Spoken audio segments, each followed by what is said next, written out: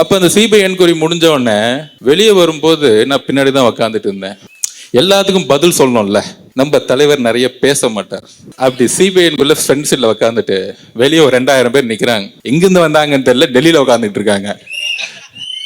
திடீர்னு என்ன தெரிஞ்சதுன்னு தெரியல, அந்த ராயப்பன் படத்துல சொன்னார் பாருங்க, அதே மாதிரி டிரைவரை பார்த்து அப்புறம் திரும்பி இப்ப பின்னாடி உட்கார்ந்தேன்.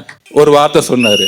நான் சொன்னேன் சிபிஐ என்கொயரி போய் முடிச்சுட்டு லிஃப்ட்ல வரும்போது, அண்ணா எலெக்ஷன் கமிஷன் நோட்டிபிகேஷன் பண்ணிட்டாங்க, தேர்தல் ஏப்ரல் மாசம் 23.